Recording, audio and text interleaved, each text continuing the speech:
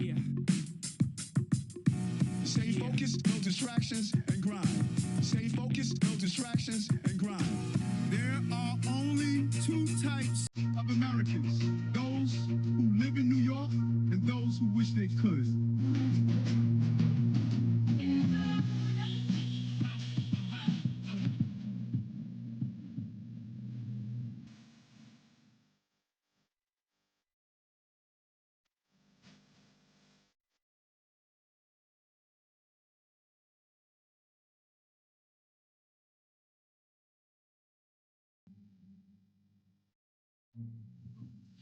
Thank you. Good morning, everybody. My name is Fabian Levy, and I serve as Deputy Mayor for Communications for the City of New York.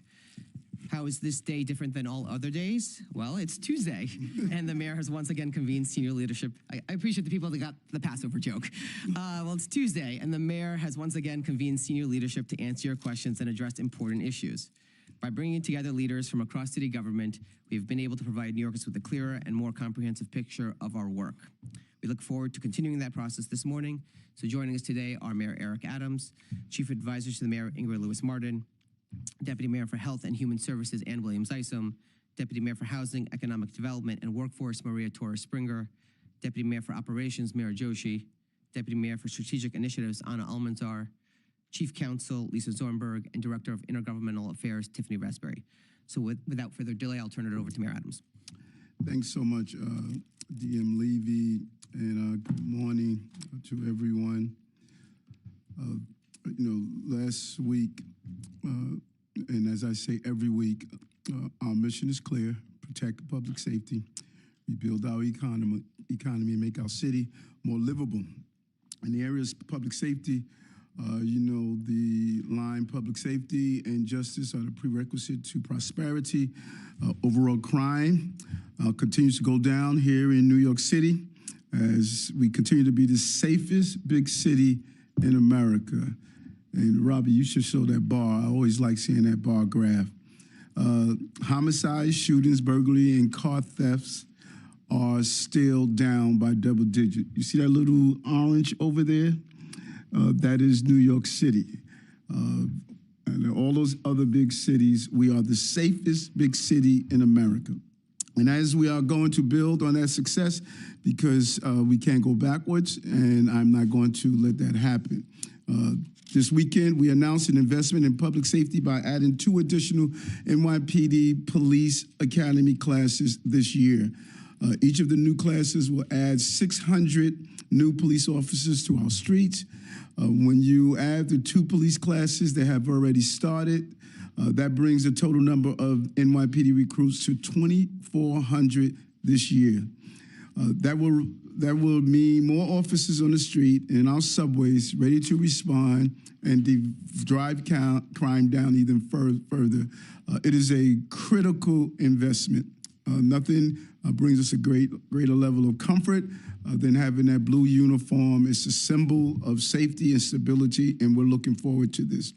But this administration, as I always state, we take a holistic approach to public safety, and that's why we're looking at what we can do to help victims of crime, including crimes that do not happen in public view. Last week, we were very proud to announce a new pilot program to provide housing for domestic violence survivors. The initiative is called Project Hope, something that Deputy Mayor Williams Isom has advocated for quite some time. The pilot program provides housing assistance to 100 domestic violence survivors and their families living in shelters. We also announced expansion to eligibility for supportive and affordable housing units for survivors of domestic violence, minimizing the amount of time they spend in shelter and significantly increasing the permanent housing options available to them. That's our commitment to public safety, and we will continue to do so, preventing and driving down crime, increasing officers out on patrol, and supporting victims and survivors who have experienced trauma. When you look at the economy, we know if crime is down, you know the other sentence. Katie, you want to say it together? Jobs are up. Get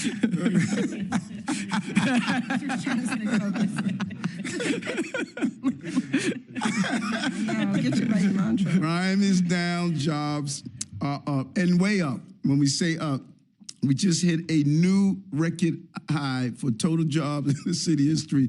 Once again, 4.72 million total jobs. We have a record high of 62% participation in the labor force, and that means more people are looking for jobs and more people are succeeding in finding jobs. There are more jobs in our city now than before the pandemic or any other time in New York City's history. I hope people watching this right now realize this isn't a rerun. We're not saying something over and over again, but these are the new records you're seeing. This is a new episode of our weekly media availability because we continue to break the record for jobs again and again and again. And with what will help us beat the record once again is our Jobs NYC initiative. Deputy Mayor Anna Amazar has been leading this initiative. We've been on the ground with this initiative. This month is the second month we will have held Jobs NYC hiring hall events throughout the 5 boroughs. We were in Staten Island last Friday, and we'll be hitting up each additional borough over the next week with these hiring halls. It was in a great partnership. Started out with the Executive Director Henry Garrido over at DC 37, something that he shared with me on the campaign trail, and we continue to focus on it. These events don't just offer opportunities for work for the city, but access to employment with private employers, workforce development training, and connection to resources, including public benefits.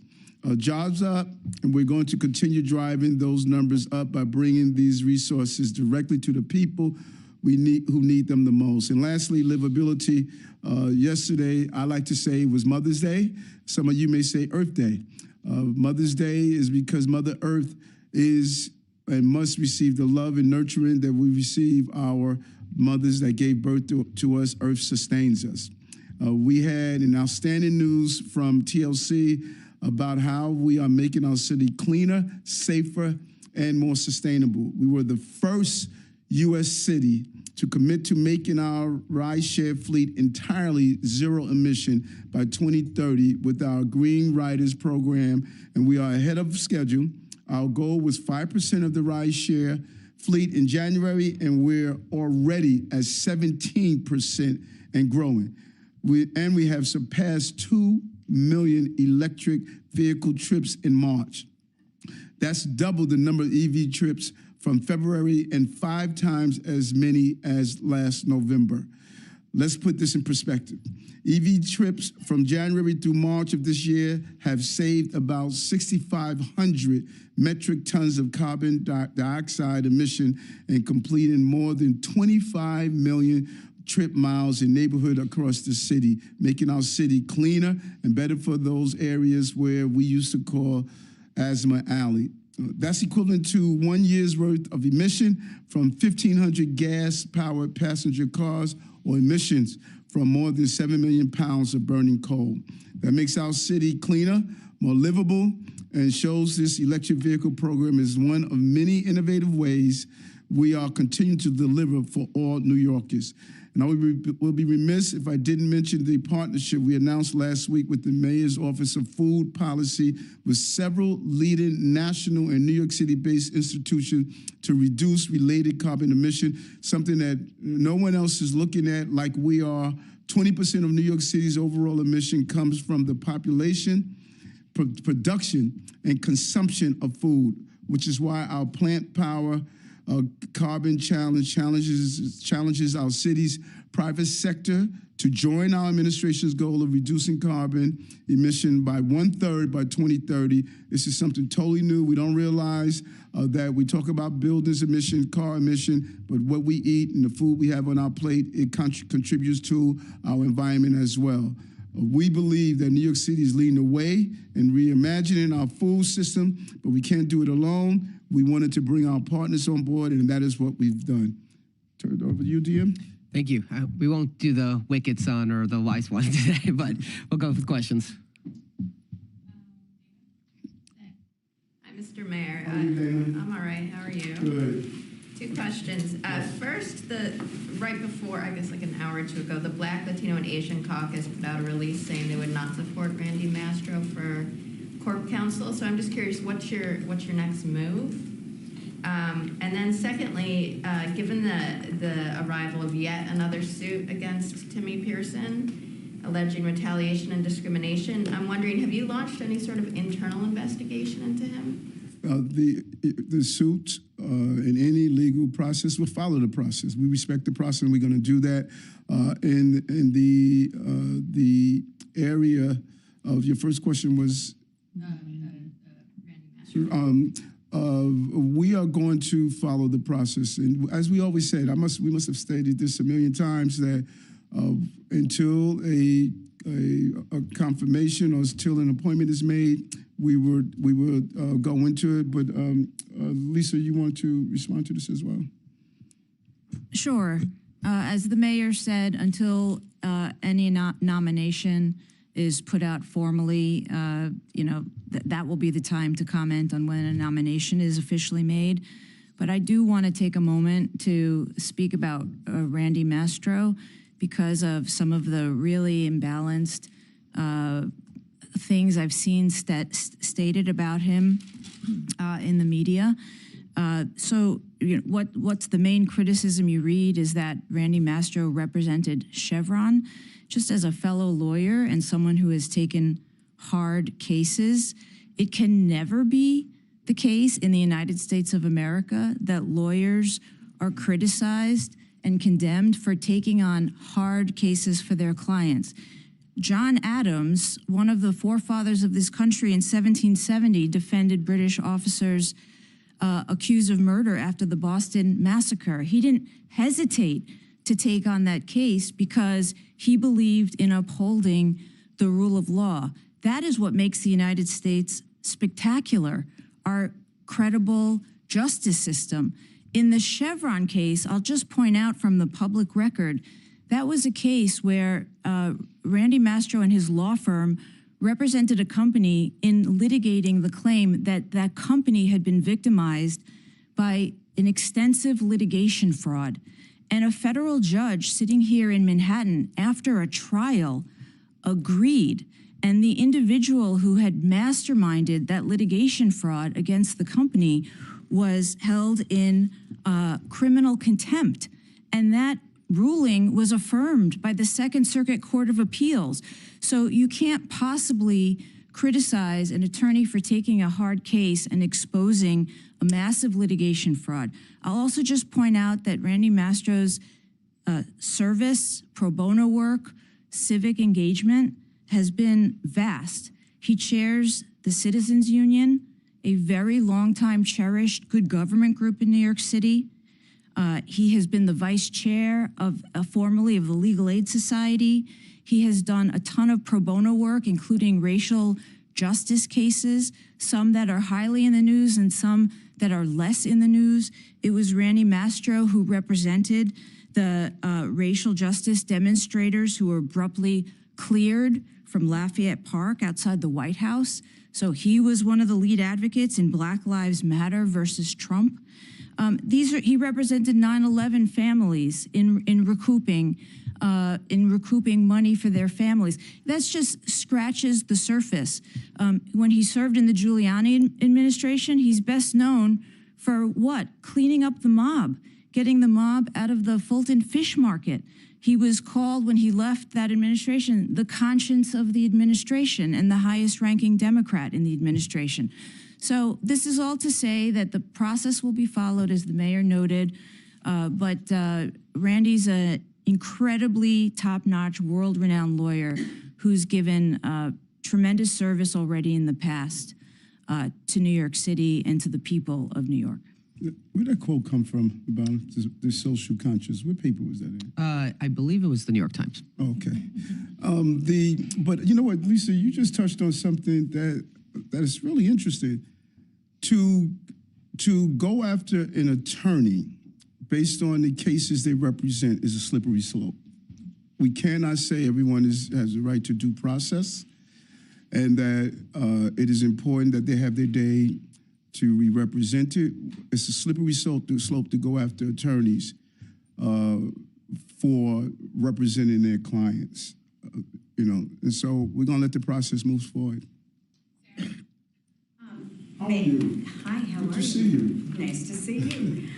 Your administration changed the policy on survivor benefits in July of 2022, but for years, ACS diverted money meant for foster children to the agency, and there are now calls to give that money back.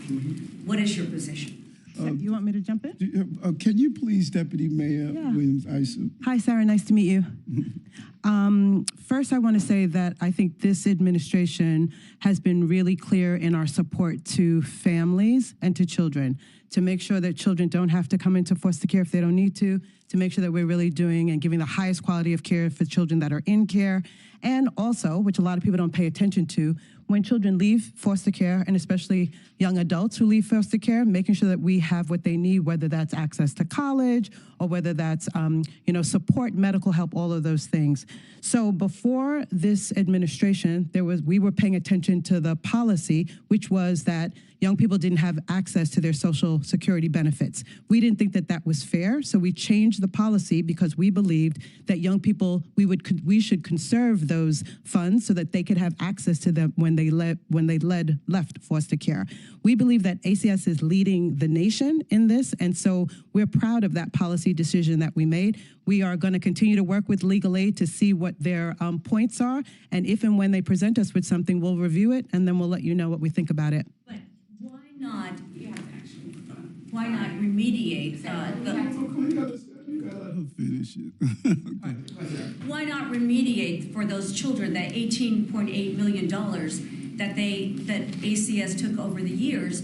Shouldn't those children be entitled to it? And I understand that it was a prior administration, but there are past wrongs that are now righted by administrations. So I feel very good and confident about the policy that we've taken right now to make sure that young people have access to those funds.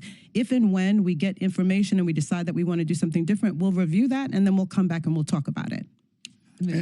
And we have done unprecedented things around foster care children. On the campaign trail, when I met with foster care children, they shared with me what happens when they age out at 18. They slip through the cracks, more likely to be unemployed, homeless, mental health issues, victims of crime, commit crimes. So we immediately put in place Fair Futures. They advocated this for years. We put in place Fair Futures that gives them life coaches until they're 21. We're paying their college tuition and giving them a stipend.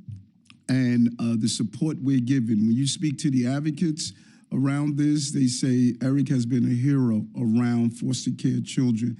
And I believe we're seeing, and you may be able to answer for me, our numbers in college enrollment. The numbers are definitely up, Mayor, and you're right. I mean, these used to be the forgotten children. Right? They were young people. We would call it independent living. Right. And we would give them some independent living and act like they didn't need connections to adults still. And that we all know that the key to somebody having a good life is to be connected to a caring adult. That's not going to just end when you're 21. I don't know if y'all have children that are over 21, right? My 28-year-old and my 31-year-old need me in a different way. And so the mindset about what should be happening, and I don't call them foster children, I call them children and young people who happen to have been in foster care, that this mindset that we were going to do something different for them, connect them and be with them is what this administration has not just looked at the ideology, but has really put it into practice. Hey, what's going on, Mike? Good morning. Good. So I got, I think, 3 questions. You'll like these. I love Mike.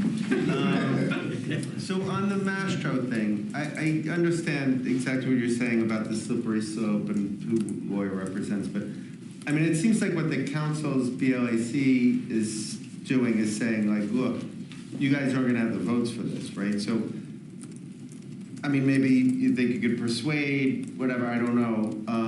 But given that, is there an alternate plan on the Mastro nomination? The second thing I want to ask is, Politico had an item, I believe it was today, about comments you made about,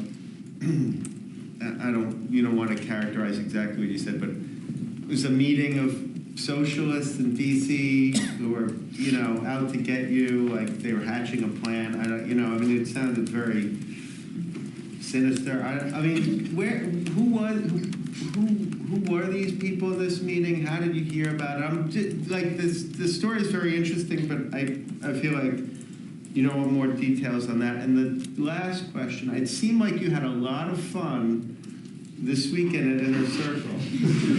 So, and they know what my favorite line was, but I'm not going to say it. So what was your favorite part of that whole, you know? So let's peel it back. Number one, I'm not going to reveal my sources because they're very much engaged on what's going on. I'm not going to reveal my sources, but I'm very knowledgeable of the fact that people believe that my pro-business, pro-law enforcement,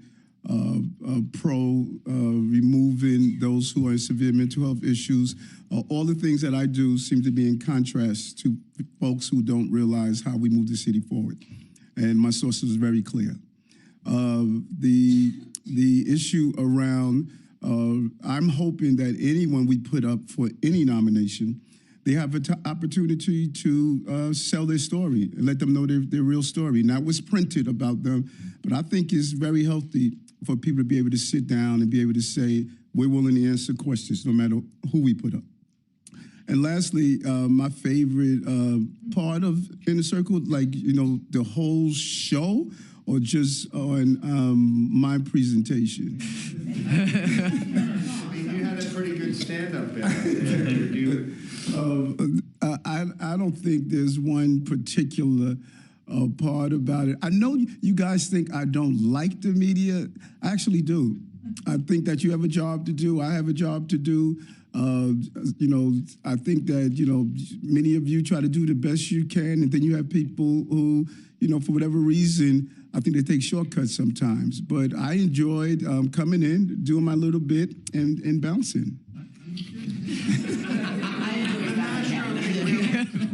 I mean, you feel like you can persuade on Mastro. Like, that's not the nomination. That's not like a dead in the water thing, given what the BLAC put out today. I'm sorry. On Mastro, like, that's still something you guys are pursuing as far as nominating. We have to fill our positions, and we think whatever position we have to fill, we are going to. I hope that people say, well, sell why you should be any position. You know, why you should be the Corp Counsel, any position. And I think that's what he should have an opportunity, or whomever we put up should have an opportunity to do. Sell why you should be, and answer questions. That's the beauty of this. You know, there oftentimes someone answer a question and you're having a moment of, okay, I didn't know that. And I think what Lisa just rattled off, you know, it's a pretty impressive. You know, that's a pretty impressive list of things that he has done. I think one thing I didn't even cover the full list. I mean, in addition to, you have to just understand. In addition to being former vice chair of Legal Aid Society, he's a former board member of CUNY, of YMCA, of Sanctuary for Families, of the Children's Museum, of Hale House. It just goes on. It's just there's just a tremendous record. I think that first one that you just said was pretty important. Vice chair of Legal Aid. Yeah. Yep.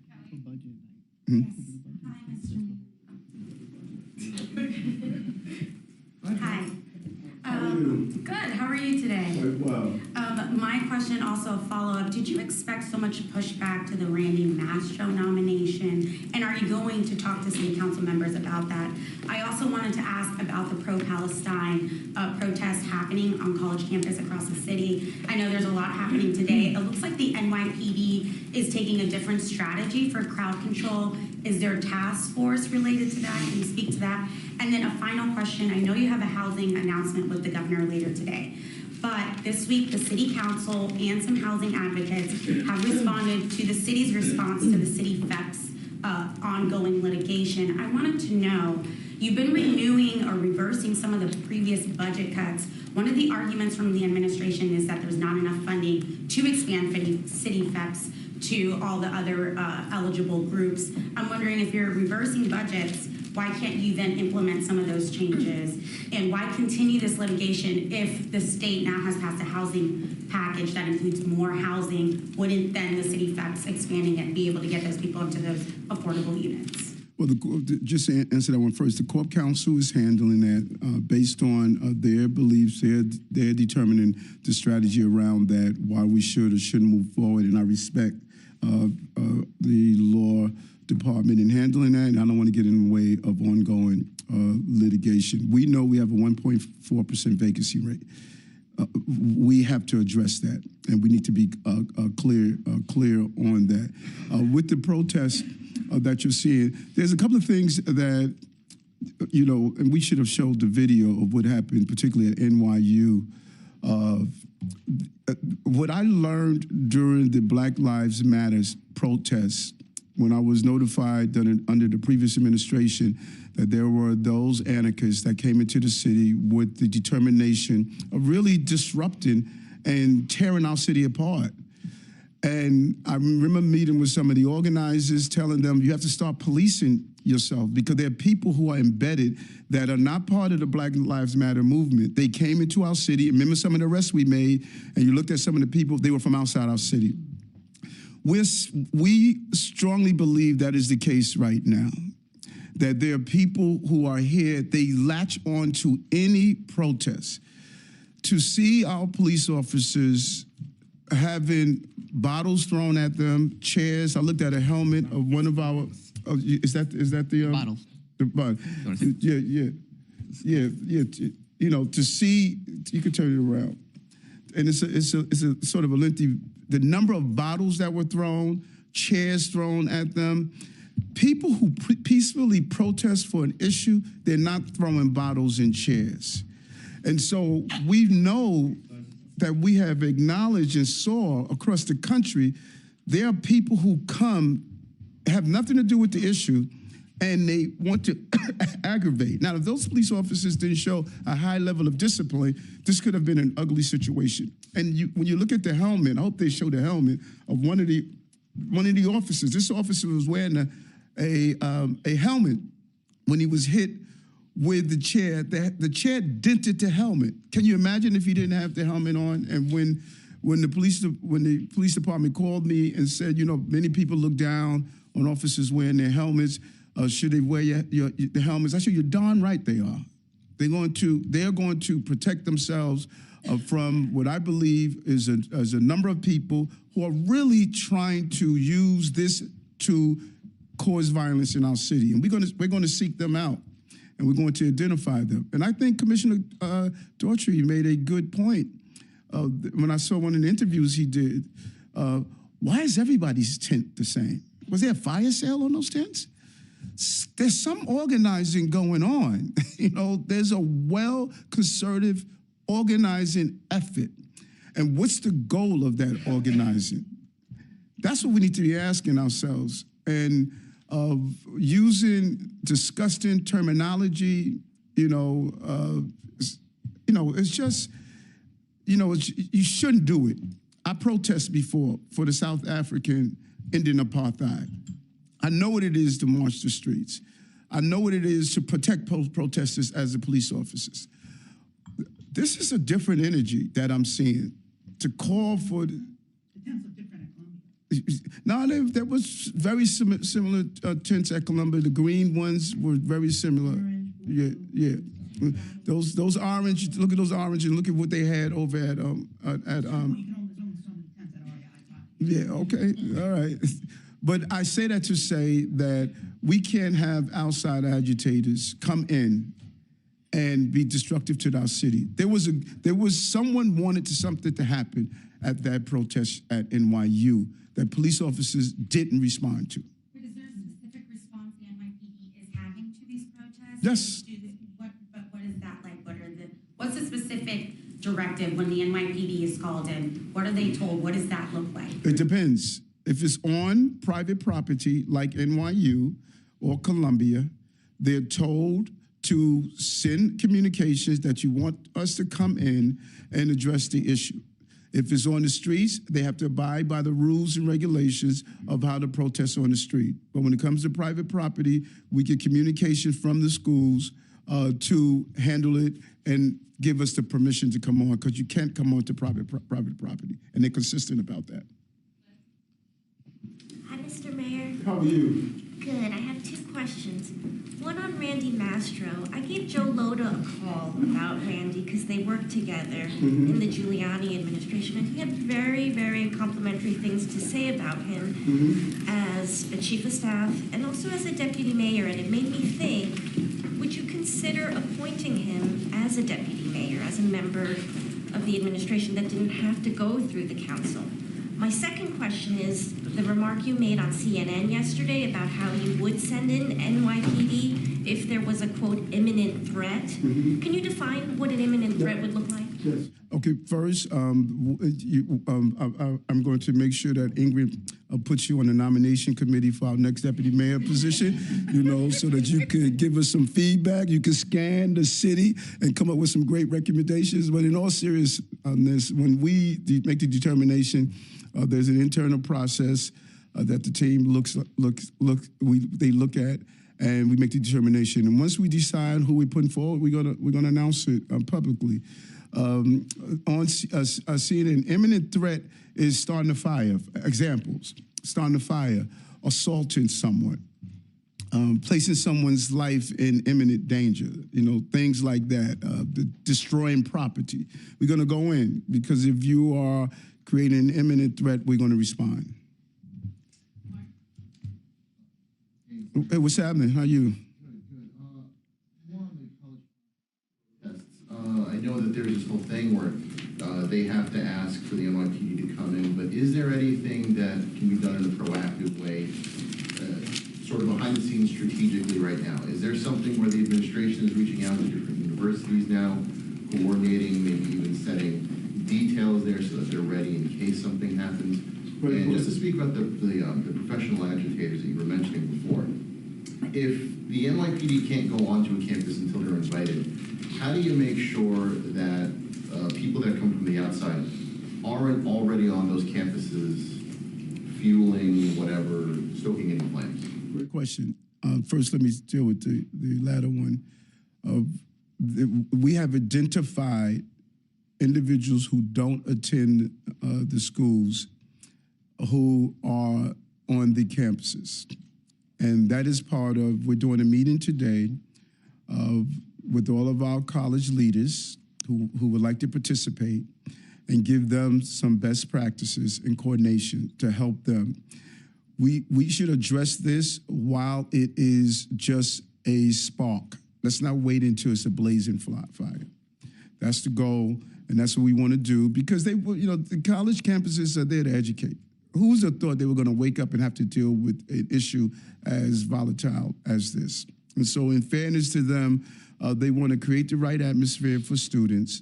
And all of a sudden, they're thrown in the middle of this entire role. And, you know, hats off to them. It's a challenge. This is not easy. And they are willing to coordinate, and we're going to sit down with them and give them our professional opinion on how to alleviate this from reaching that level, to allow peaceful protest. This is a country that strongly believes in First Amendment rights. This is something we believe in, and I would be a hypocrite if I state that people should not protest. I did over and over again, you know, as a young person, but it has to be done.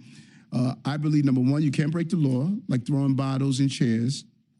But number two, it's not illegal, but it's immoral to call for a destruction of anyone. I would be furious if someone was marching calling for death to black people. I would be furious. And I would say, how dare they able to do this in our city? But in actuality, as much as hateful as it is, you are allowed to do that in the city. That is what the city allows. Now, someone can come in your face and harass you and menace you. Now you're breaking the law. You crossed the line. I would also point out. Yeah. Are you gonna give these identification of these folks to the universities, or? We're going to use intel the best we can. We're going to tell universities to use their security personnel to make sure that people who don't attend their schools are not coming on their campus. We're going to be as informative as we possibly without crossing the line to make sure the security personnel at the schools prevent those from coming on the campus who are not there. If you're not there for education, then why are you there? You can't be there for disruption. I would also point out, Mark, just to reiterate, obviously the mayor said what we're doing today with different universities and colleges, but yesterday, First Deputy Mayor Sheena Wright was at the university meeting with the president of Columbia and the governor. Chief Counsel Zornberg and I, as well as Commissioner Iskol and our Jewish advisors were we were talking to the rabbi of Chabad, of Hillel, to students on campus. We just went around and talked to folks. So we are definitely trying to back channel as well. We'll let you know. Hey, how are you? Good to see you. I'm well.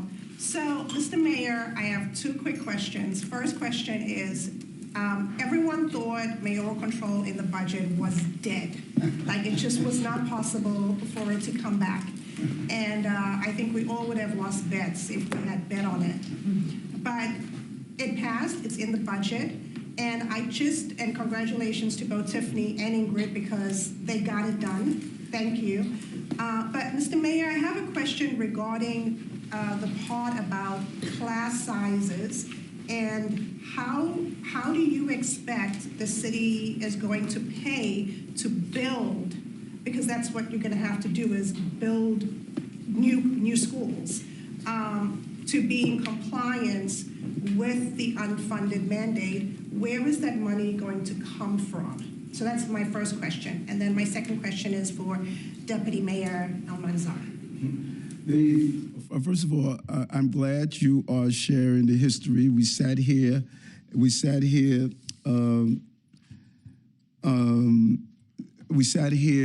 and I remember people were saying, once again, you know, you're gonna have a tough Albany session. It was that side of the room, right there. Was that side? Was it Jeff, Fabian, Levy, Colton? You know, and we should play that tape. You know, I said it's going to be all right. I knew who I was sending to Albany. I knew what they were going to do. I know the capabilities of Ingrid and her ability to land a plane. I know the organizing structure of Tiffany and the relationships of how people will pick up their calls. And so I know you highlighted mayor accountabilities in the budget, but if I'm not mistaken, we got everything we wanted. Housing, cannabis, mayor accountability, the whole list. You know, raising the debt ceiling, right? I forgot about that. That's going to help answer your question. Right. And so we were able to, and I said this before and I'll continue to say, the governor, Speaker Hasty, Majority Leader Andrew Stewart Cousins, they basically said to their teams, you guys have gone through a lot.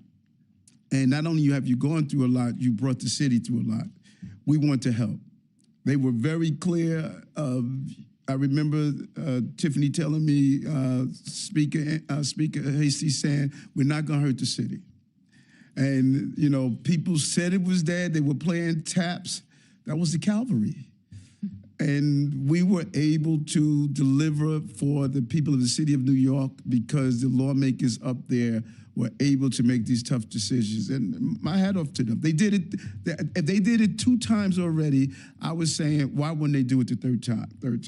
And they did. And so when you look at this, we have a law to follow. Jock has to do what he had to do previously.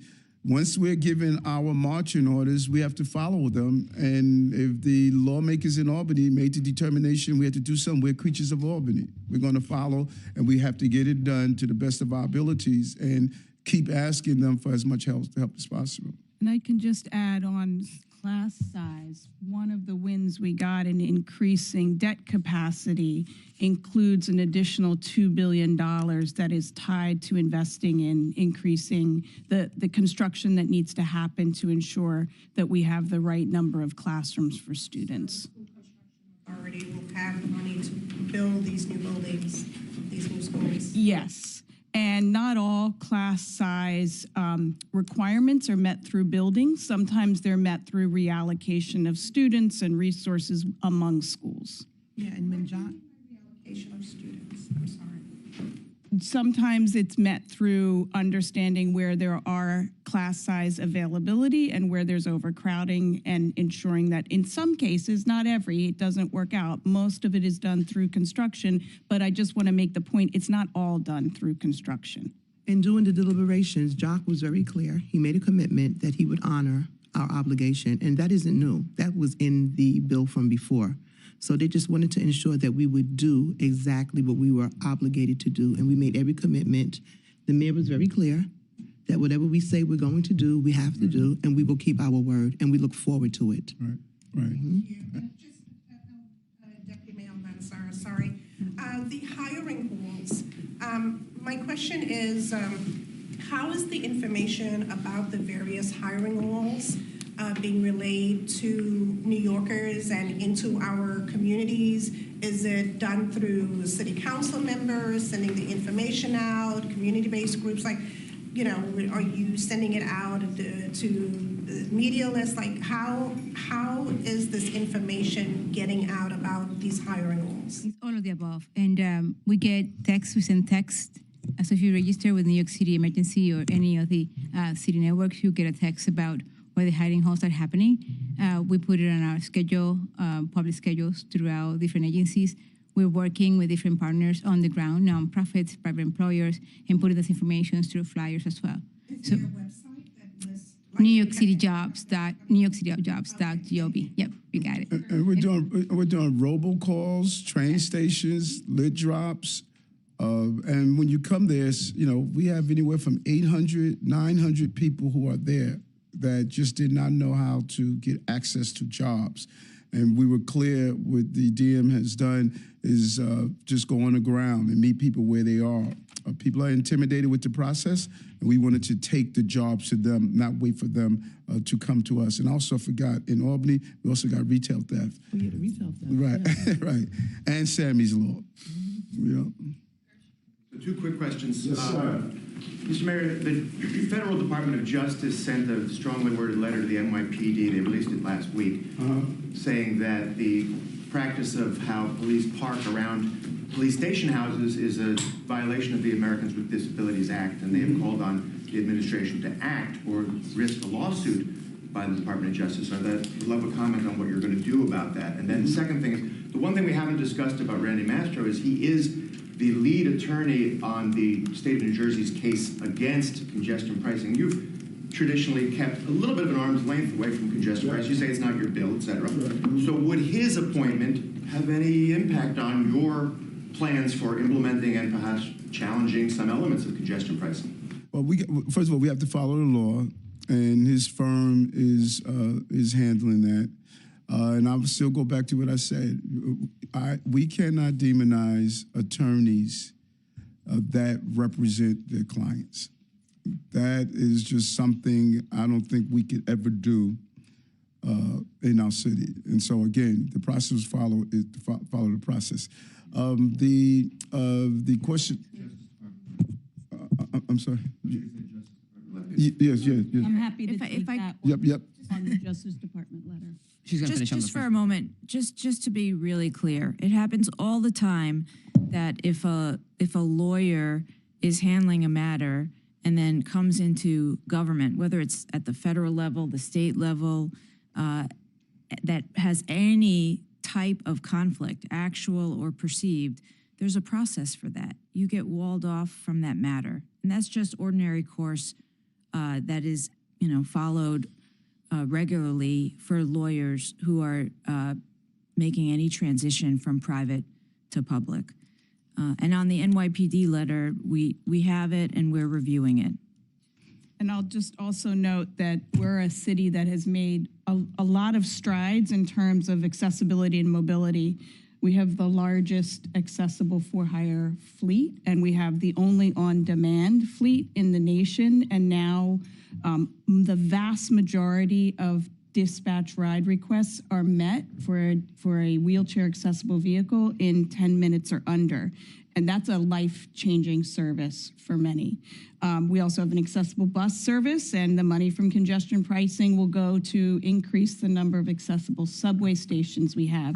And on the actual streets, we have put in over 2,500 of the pedestrian signaling, so those with disabilities can press a button and get an audible a voice that tells them what color the light is and when to cross.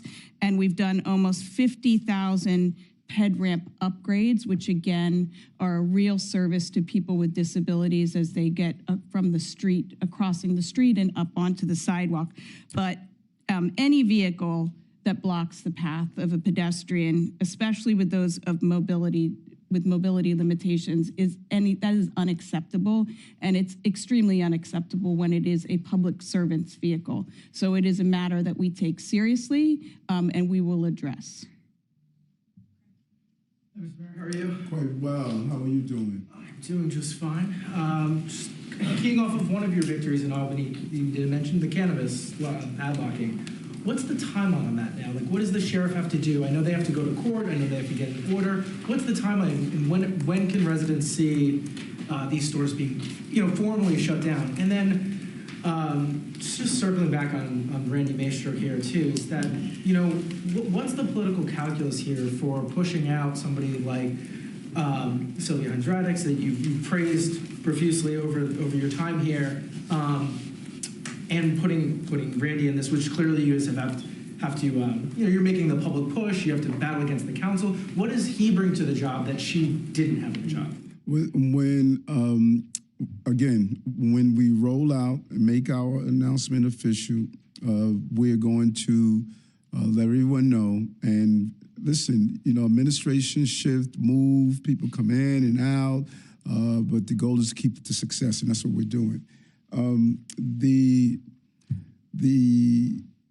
The issues around your first part. Cannabis. Cannabis. Yeah, it's a serious. Number one, there are layers to it of everything from oath. There was a change in the law. There were some real good changes in the law. They extended the amount of time before we have to put people in front of oath. They looked at those grocery store, bodegas, et cetera, that are selling illegally, that we're looking at. They could lose their lottery license, their liquor license, their cigarette license. That's very important. So I spoke with the DM Banks this morning. Last month, I told NYPD team we need to do the same thing that Deputy Mayor Williams Isom has done around identifying locations in the city. We already have it mapped out. This is what she did with the encampments, and we're looking to do the same thing I think we have 2,800. And so the team is going to be ready to go hit those 2,800. Tiffany, is anything you want to add on that? So on the ground, if there is an imminent threat to safety from an illegal smoke shop, such as being close to a school or a documented instance of selling to a minor, we now have the authority to immediately issue a violation and padlock the shop. In cases where there is not an imminent threat, we can also move swiftly. The city can issue a violation and thousands of dollars in fines. And if we go back 10 days later and there's still an issue, we can immediately padlock. So if you have the 2,800, what's the timeline? When can you actually start putting those padlock in? Yeah, right. The goal is they're already building out the operationalizing of this. So soon as the ink dries, we're going to execute and really looking at how to deploy the teams, how many members to deploy, because when I did an analysis, I saw that the other locations, we were having too many people on the scene. We were having 6, 7 people inside the shop. You don't have to do that. We're going to use our manpower more effectively. You know how I am about mobilization of manpower. So we're going to immediately, they're already doing the inner circle dress rehearsal, and then they're going to actually have show night. So right now they're getting ready. What's happening? I'm good. How are you? Going back to Randy Mastro again. Yes. I know your favorite topic. Yes. There's also the double dip. This is like the 10-time dip. Hey, you know, we gotta hit it from different angles. You know, in terms of a timeline, you know, can you give us an idea of when the current corporation counsel is going to step down and when a nomination might happen? And then, kind of going off of Craig's question, are you hoping for someone who's, whether it's Mastro or anyone else, who's more aggressive in their legal approach as more legal matters are piling up around you? Legal matters are piling up around me. Legal matters, you know, that has to be handled by the city. That the corporation counsel deal with, I don't know, how many cases, Lisa, they deal with? It's unbelievable. I think it's the second, our law department, I think, is the second largest public law department in the United States. They're Only at DOJ is bigger. Right? Yeah, I think so. Hundreds and hundreds of lawyers, and the complexity and variety of matters that come in every day, that's not new. That's a constant. And so finding someone that could do that is important. We're gonna do the right thing, and as the announcements are made, we will definitely roll them out. Hi. How are you? Fine, good. I'm Angie Tamlaki from Aliwal Arabic newspaper. Okay. So my question is that, in regards to your last statement about the protest in Columbia University, it seems that many officials have been deeming the protest anti-Semitic since the start a few months ago, which perhaps is leading to a harsher tone coming out from these protests now. How are you making sure that the Muslim and Arab voters in New York City, including these students, are being listened to as they lose all faith in their elected officials? Are you putting an effort in having an honest and unbiased conversation with them? Yeah, and we've had several conversations with our Arab and Muslim brothers and sisters. I think last week we had, which I found very interesting, we had meetings with our Arab leaders, which many people don't realize that Arabs are Christian, Jews, and Muslims. And we had them in a room. We had meetings with various Muslim leaders. We had meetings with several different groups, you know, throughout this since October 7th. We've had a series of roundtables with this, and we've made it clear that it breaks our heart to see innocent lives lost in Gaza, babies being killed in Gaza. It breaks our heart. And we think, as I made it extremely clear, Hamas is a terrorist, dangerous organization. Hostages should be released. And I think that's the clear pathway to stopping the violence that we see. And we have sat down and communicate with our Arab and Muslim leaders, several meetings. And I did not have to introduce myself to them. They've known me for years. They know what I stand for and what I represent and what I believe in, and I'm clear. Hate has no place in our city.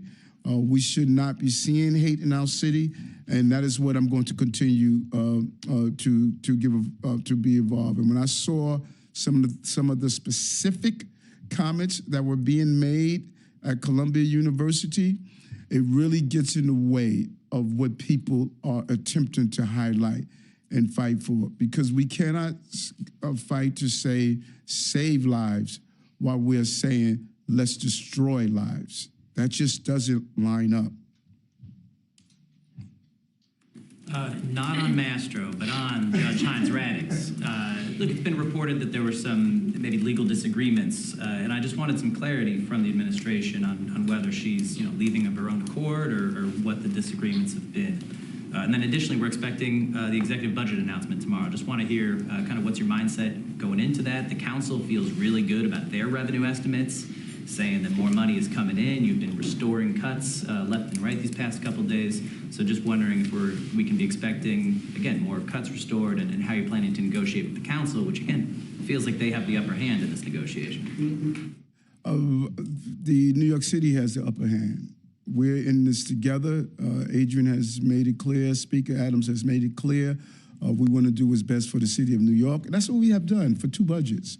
And so as long as we continue to work together, as we announce the restorations, bringing back some of these items that we looked at, we were excited. Like she said, you know, she wanted to do a backflip. I wanted to do a backflip also, because we want to do this. These are the budgets we want to pass. And the announcement tomorrow, I got to call Jock because I told him to make sure he slipped you a copy of our presentation. He didn't follow that direction. I need to find out why not, you know. But we're going to make the announcement tomorrow, and I think it's going to show that what we've done, what we're doing for the city is the right thing to do. Judge Radix is a longtime friend for many, many years. I was at her daughter's wedding. And so there is no disagreement. All of us are dealing with these issues that we're facing, and we're all doing the best we can to make them happen.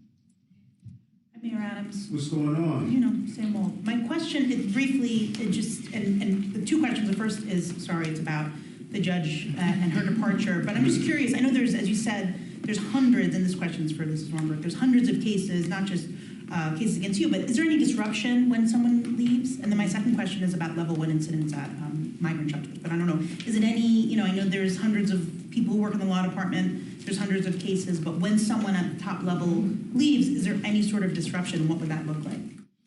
I'll just say briefly that the law department is full of incredible, dedicated attorneys who work to represent the city every day in a whole host of complex matters.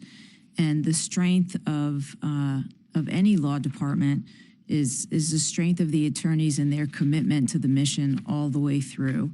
And having served, for example, I was at the U.S. Attorney's Office during a tumultuous period where Preet Bharara was fired, and then June Kim was fired, and then Jeff Berman was fired. I was chief of the criminal division under all 3. So and that's not the situation here, but even in that extreme, very tumultuous situation, when you have dedicated government servants, many who have been at the law department years and decades, there is a sense of continuity and commitment that always carries through. And I'm sure that will be the, you know, that I'm sure that's no different with the law department. I see firsthand how many excellent, dedicated, longtime lawyers are in the law department. And you know what? I'm gonna just add to that. When our administration is over and done, you know, after the mayor's administration is done, some of those members will remain. So it's something that just keeps going. It's part of permanent government, and they're dedicated. So it'll be fine. Permanent government. And the second question is about, my colleague reported on the level 1 incidents at 2 of the waiting centers for asylum seekers, St. Bridget's and Bathgate up in the Bronx. Violence, punching and kicking, overcrowded waiting areas that sort of increased with the 30 and 60-day shelter limits. I don't know if the city, I don't know if Deputy Mayor Ann Williams-Eisen wants to comment on if there are any changes to that, or just comment on, I guess, concerns about what's going on in the waiting areas. GM Williams-Eisen could go into it, but again, we pull off a miracle every day. 3,000 people at just Randall's Island alone. And they are patiently waiting for the next step on their journey. GM Aisha? Yeah, so Bathgate I don't think is open anymore. I can double check that. This is reporting from, you know, the FOIL office is not very quickly. Yeah, so it's... Okay, so I haven't recently heard of any major incidents that are occurring. I think the mayor says this all the time. I'm always really surprised how humble and how patient people are, and how they're really clear that they're here for a short period of time, and we're going to do the best that we can with them to get them settled during that short period of time as they make their way to their next step of their journey. And by the way, last week we got 1,400 new migrants into the system. Hello, Mr. Mayor and Administration. First thing, I was wondering if you could comment on Donald Trump being in New York and declaring like a campaign that he's going to run here, and your thoughts on that. And also, I know you traveled to Miami yesterday, and there was many discussions. You met with global leaders, but there was a discussion about migrants. So I was wondering if there is anything you brought from Miami, and are those people who left from New York to Miami are going to come back here? If they were smart, they will come back. I think it was great to hear from some of the experts in this area comment on what we're doing here. And we have become a leading voice under the work of DM Williams Isom and the entire team, and people recognize what we have done. And with the trial, you know, we have our criminal justice system does not change based on what city or state you're in. This is a system that's built on due process, and that's going to take place in the next couple of days. But do you have any comment on the fact that Donald Trump will make campaign stops, talk to people? He's talking about crime in New York City, and that's one of the fuel for his campaigning being here. No, not at all. You know, as long as, you know, as he's on the campaign trail, he could look at the bar graph that we showed that we're the safest big city in America. And I think that as long as we stay on message with that, we'll be fine. And so this is campaign season, so people are going to be campaigning throughout the city. I've been hanging out with you too much, because I was thinking the exact same thing. Give him the bar graph. All right, Okay. thank you.